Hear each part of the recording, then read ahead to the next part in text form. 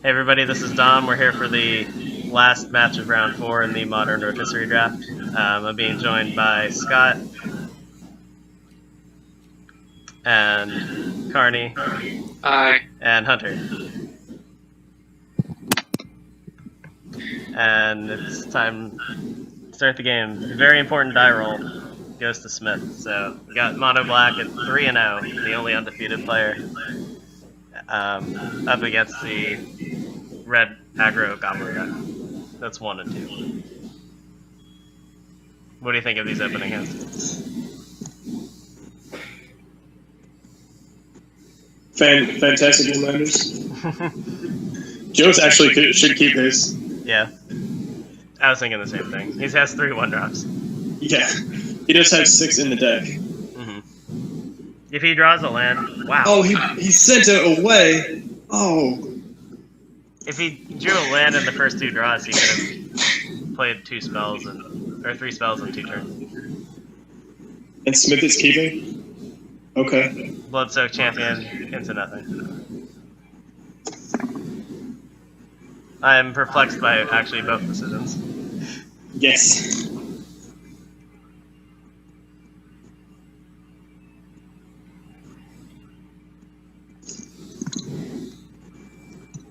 A few years ago, there was an interview. Magic Hall of Famer Paulo Vitor Damo de Rosa was asked, "What's the fastest way to win more at Magic?" And he said, "Mulligan one-landers on the play." That's always stuck with me. And of course, as I say that, he rips the second hand.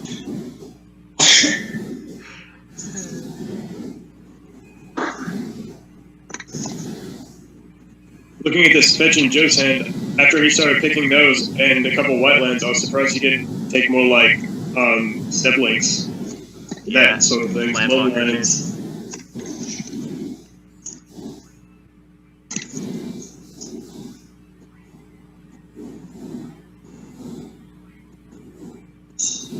This is pretty interesting here. Now, if Smith hits a 3rd land, I don't think Joe can beat Pack Rat.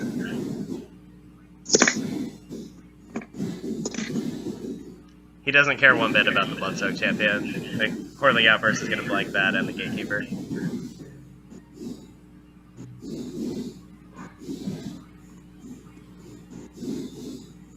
Erebos.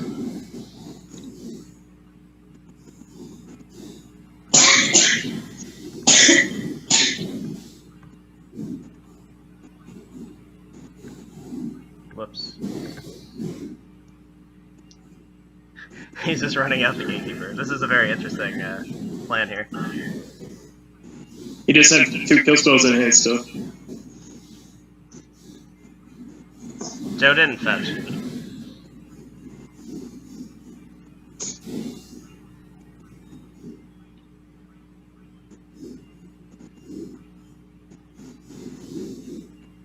I think he's taking 2 unnecessary damage here.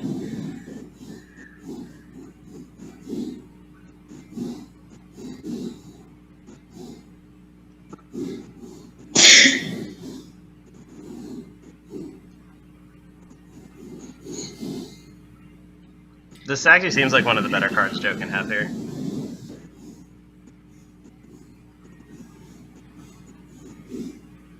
It's tough to get there with 1-for-1 removal against 3 goblins from 1 spell. Gotta back it up though. Yeah.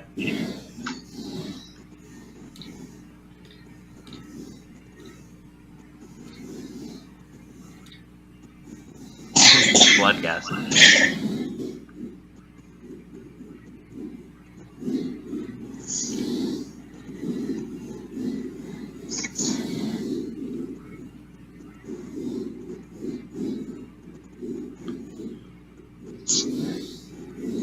Joe already down to 12. Yeah. Bloodcast almost easy. That should matter.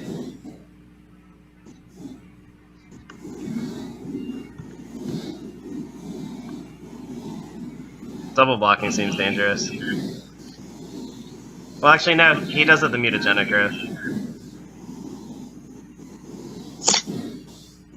It's really not where his deck wants to be. Yeah. He needs to get his Lavamancer going.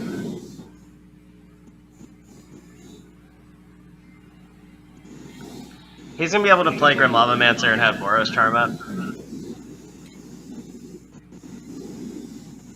Should one of those goblins be dead? Didn't he block both? I'm confused.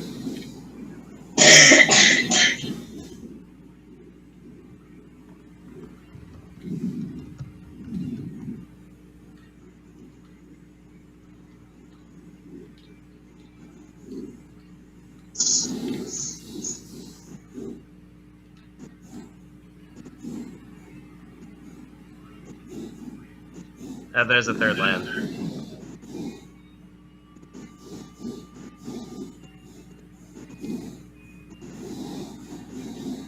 Eidolon of the Great Revel also looking pretty bad right now.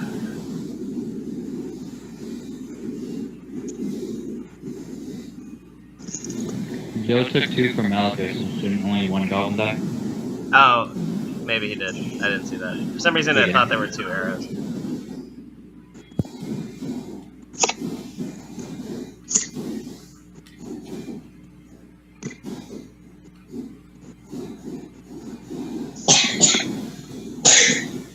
Casting mutagenic growth for green.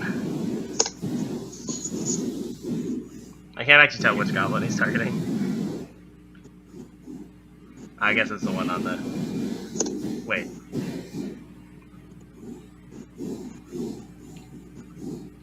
Isn't it a 3/3?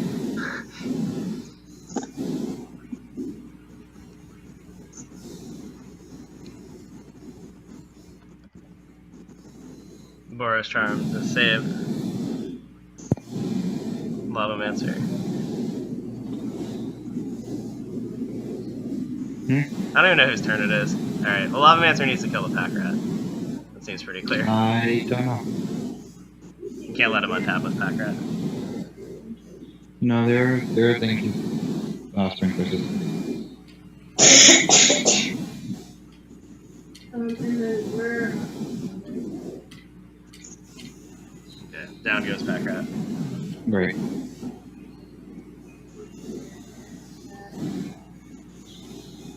So you definitely cast Dragon Fodder. Do you even cast Eidolon?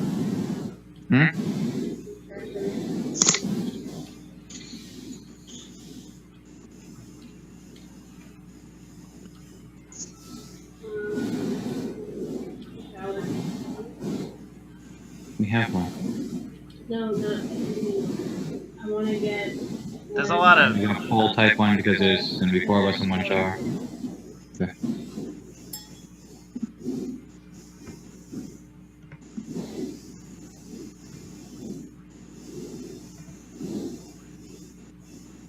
Alright, he is going to play everything.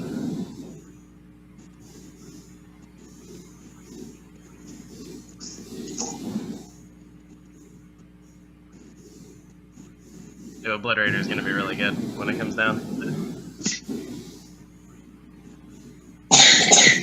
What does Smith's play here? He has a bunch of things that like can't block.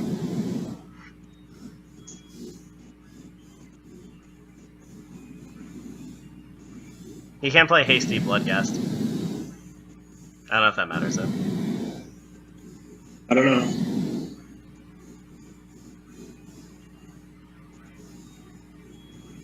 Smith still is at 20, and Yeah. it's pretty late in the game. Like, not what you expect to see against the red deck. Yeah, I'm not sure if you just terror the Lavamancer. Maybe the card causes you issues, I feel like. Obviously, that turns out really badly if you just top decks Hellrider, though. Smith might be able to afford to wait on a play like that. Hellrider does seem amazing right now. Oh good, Joe got his goblin back. Back from the dead. I think we're at the correct board state now. That was a little awkward for a while. Yep.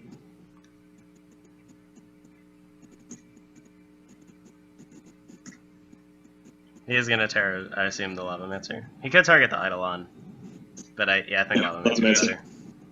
This is going to go to 18. Like, the Eidolon also deals damage to Joe, which is relevant. Joe just wants like any non-land card. Oh, that's a very good one. He does go to 8. Attacking for 6 though, Yeah. and that's a lot of goblins to feed the Roadmaster. Yep. Smith really needs to hit his 4th land for the Obliterator. I think is what this game's going to come down to. Looks like it. Joe has lethal next turn. That's how much the Rabble Master's going to hit for. It's going to be a 7-2. 7-5-2 is... Oh, we got there. Oh, got the land.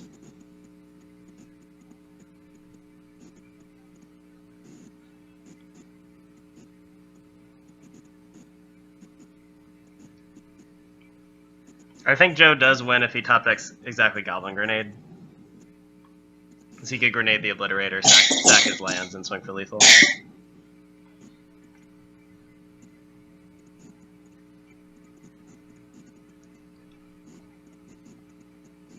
Hellrider and Hero seem probably good enough too. Yeah.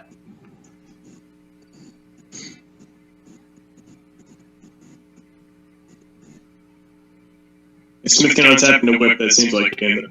Yeah. This is the draw step here. Oof. Mountain. He could actually force the block, but I don't know how good that is. Like, he could force the Obliterator to block by attacking with everything. And then sacrifice a lot of stuff. But then he's gonna lose. He can spare like 2 lands. Oh no, he has to sacrifice 7 things though. He could just go all in and sacrifice 6 lands and a goblin. Yeah. And then still win next turn, actually. Yeah, if he does that, I think he actually will win, unless Smith top decks something. Oh, the goblins also have to attack, which is interesting. Right. It's really hard to put him on nothing. Or to put him on whip, I guess, exactly, whip.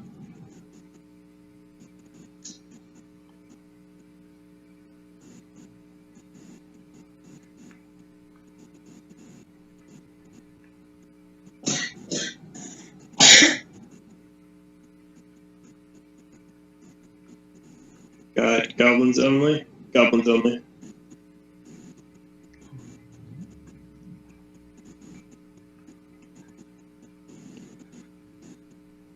So Joe's gonna have to sack. He'll probably just sack a mountain. So they're both at 8 now. Smith actually has to just play the whip and pass. Because if he attacks, Joe just goes to 3 and then he attacks for lethal. Yeah. He's still attacking for 14.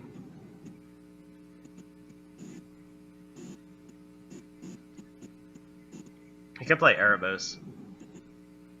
It would be live, oddly enough.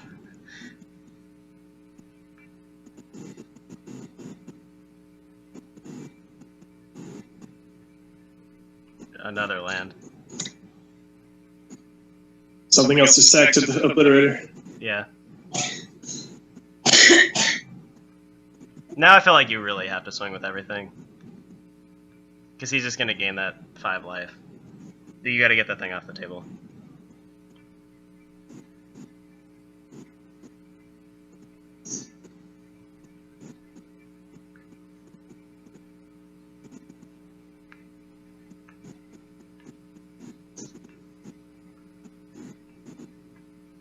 Nope, just the goblins. He's gonna gain 1. Because it's not the end of the world.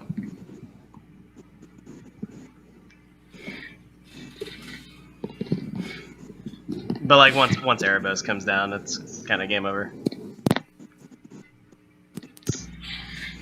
That was alright. I'm gonna send blood guys. Hasty blood guys.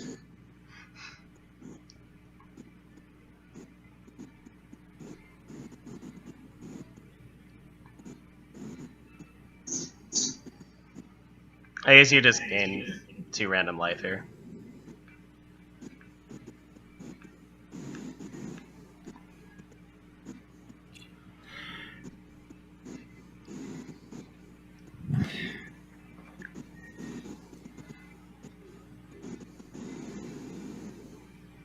Smith can't draw any cards, right? Like, that's not a thing. Seems pretty risky. Although he is about to gain 10. But then, yeah, he just, like, dies to a lightning bolt if he goes to 3. Oh, he's activating Whip. Oh, okay, that makes more sense. Oh, he's gonna kill the Rabble Master. Yeah, alright.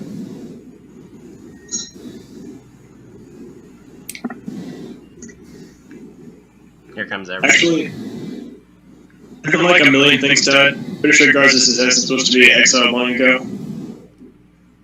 Too late to fix it, I guess. That works when it's in your graveyard. Yeah. Recover is a weird ability. Yeah, I know that I didn't understand it when we actually played each other.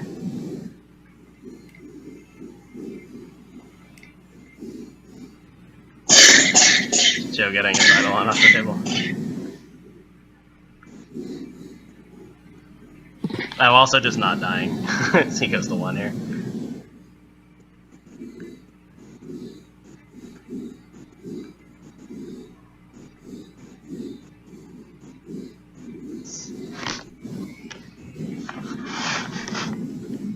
I still just really like Joe's opening hand. Yeah, I think it would have done really well. Oh, that's probably not good enough. Too little, too late, I think.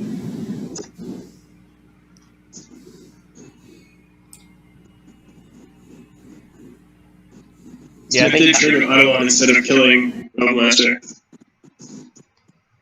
I think he can get him to 1. If my math is right.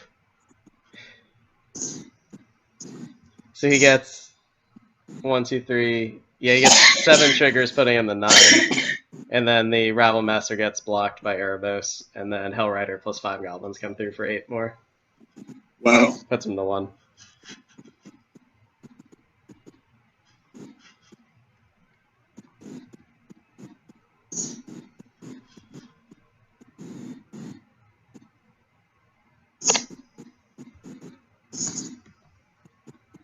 Okay, there was the Blood-Soaked champion, so he still could have gained the 2 even if the assassin got exiled. Which makes it feel a little bit better.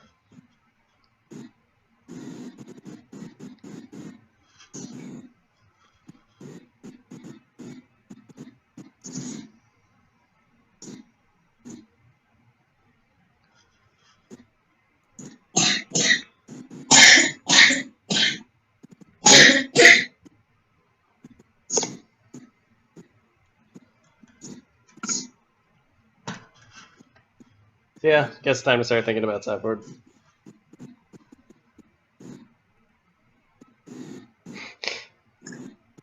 Yep, Joe reached the same conclusion that we did.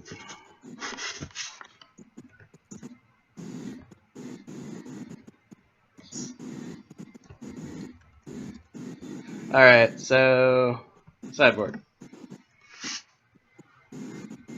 This is not the matchup for Splinter Twin. What is the matchup for Splinter Twin? I want to see it happen. I'm not sure. It's not the one against the infinite removal spells, though. Not the matchup for Combust either, as it turns out. He could board in Wear Tear, but I'm not sure if there's enough targets for that. There's a sword and a whip. Yeah. I actually don't see a whole lot. Fulminator Mage against those basic swamps. Yeah, not great. Smith have any life gain or anything? He has Tendrils of Corruption. That seems good. Vampire Nighthawk. Yeah, that too.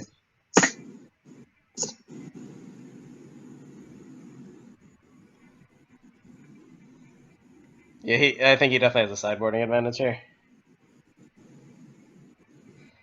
Probably takes out Desecration Demon if that was in his deck.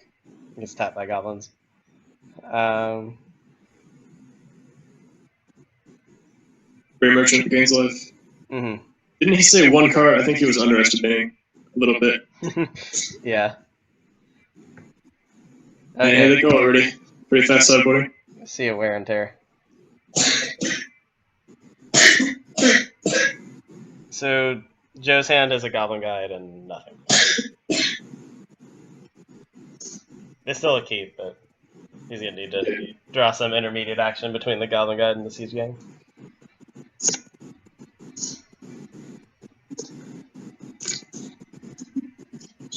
Hey, found the tendrils.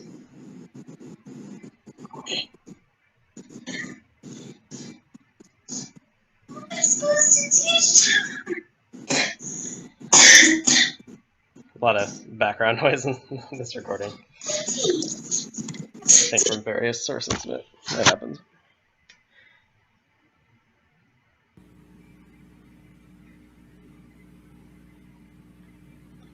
Hero's not bad.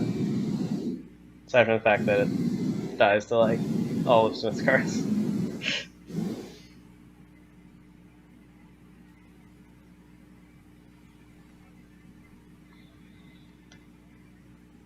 I guess the tear part hits Phyrexian Arena.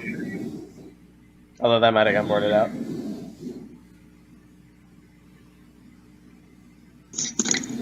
Look at all these removal spells. That is how Smith works. Goblin Guide's Lantern is not enough against the darkness there.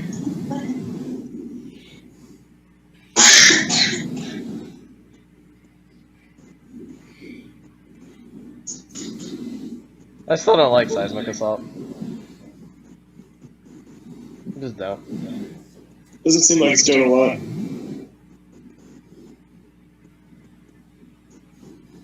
Like if your curve actually stopped at 3, maybe. There's Geralf's Messenger.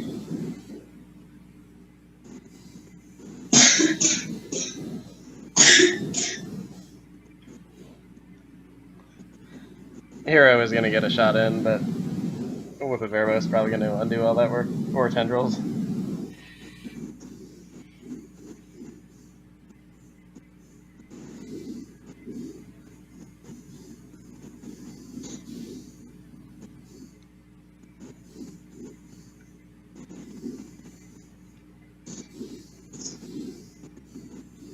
Yeah, good to have guys on board when you play Hero.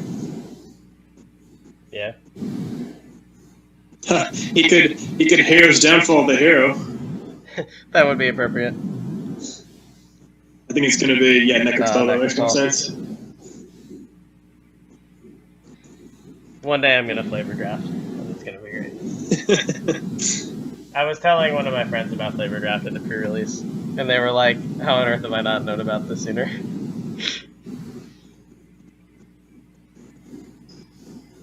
Siege Gang is pretty good here. It is going to be killed, of course. Yeah. Now, Necrotal is first strike, so actually it's not really that good. Why do they put first strike on random 2/1s that kill things? Guess it is an assassin. Ah, so much feedback.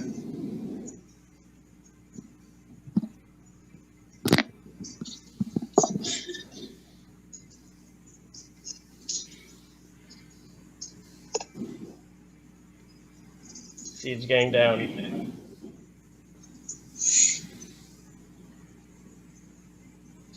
Tendrils instead of, like, downfall plus Slayer. Yeah, I don't know if you had to do that, but you could get killed out of nowhere somehow, but probably not. I guess you go like, if you don't gain life there, you can maybe go like Atarka's Command, bolt you, or something like that. It seems pretty unlikely, but.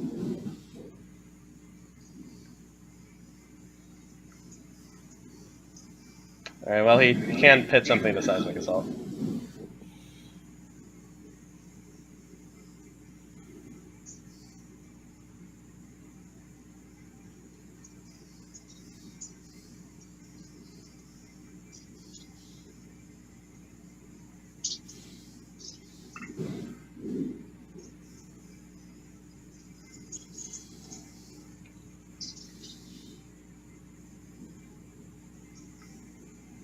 Not sure what he targeted. Okay, he does kill Necrotal.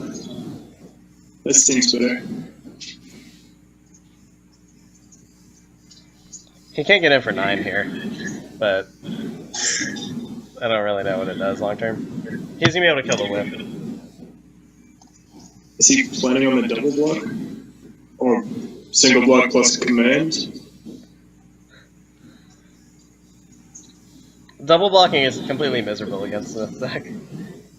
I feel like you should like eliminate that from your vocabulary. Except it actually is going to work here because he played the whip first.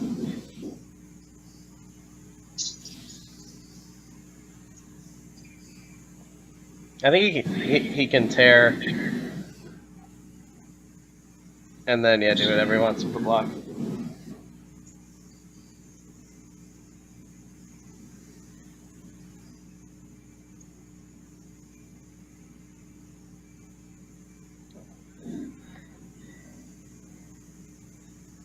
So Messenger is going to die and then come back. One Goblin is going to die. Smith's still at 13. Joe just has 2 Goblins. And Messenger is bigger. Yeah, and it's relevantly a 2-turn clock. What guy says haste? That too.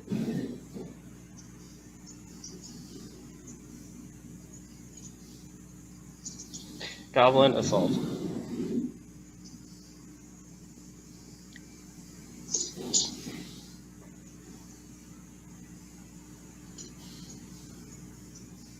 One of the first packs of Shards of Alara I opened had a foil Goblin Assault. Nice. Fun fact. I don't know how it's relevant.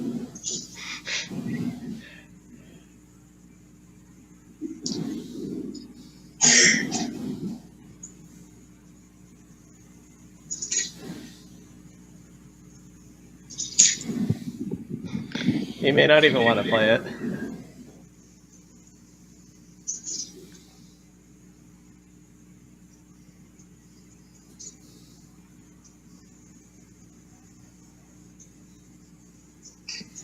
He has multiple paths of assault here.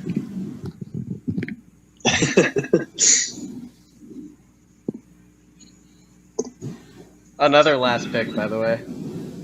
Everyone's playing their last pick, it feels like. Bloodghast.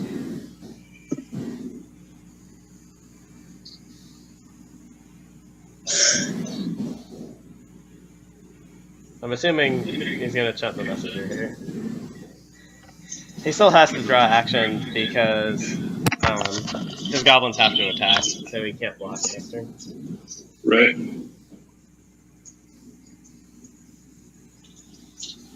A 3-point burn spells. Here's something else he can't block. I'm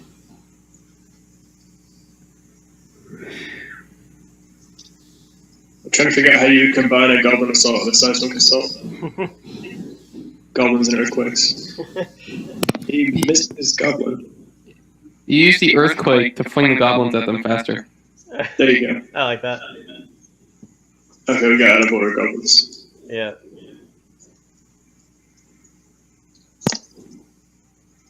Can we give one double strike just to be funny? The game's over anyway.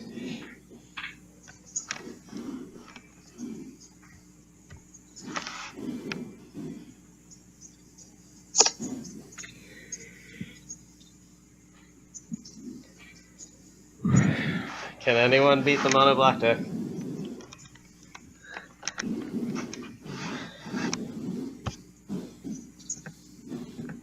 Hasn't happened yet.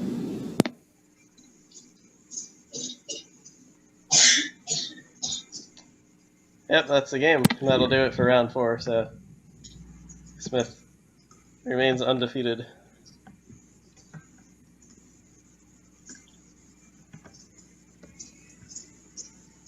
That did conveniently work out so that I don't have to change the standings at all. Like they're actually still in the right order after that.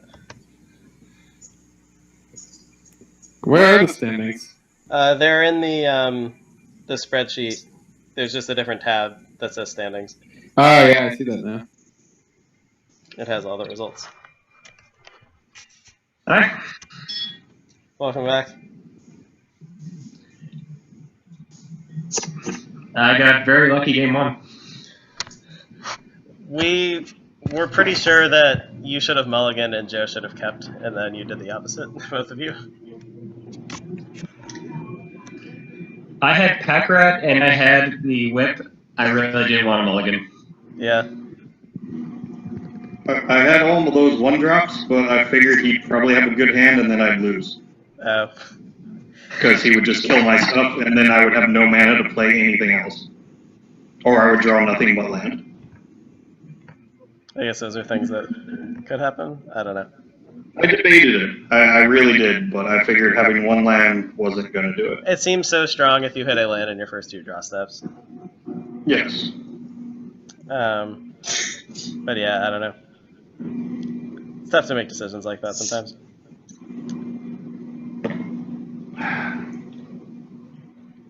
I think so what actually happened with like the dead goblins or The one that blocked the lacerator, or not lacerator, The vampire gatekeeper was supposed to live, but it had mutagenic growth on it. right, that was what I thought. Yeah, that's why I put 1 back when we noticed. Okay.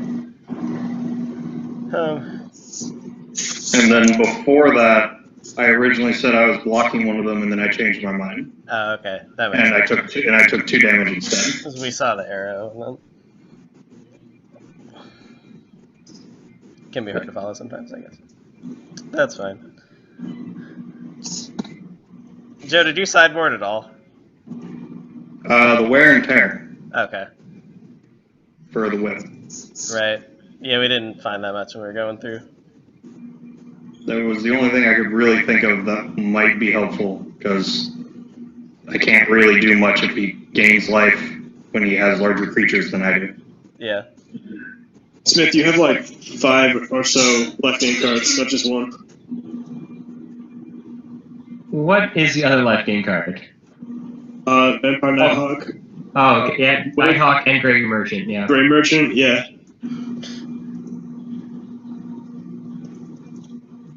Alright, that's 3. 4 tendrils. Tendrils, that was the other one, yeah. Yeah. But tendrils isn't in the main. Yeah, I boarded out Painseer, Dark Confidant, Bitter Blossom, brought in Crusader, Tendrils, and Mutilate.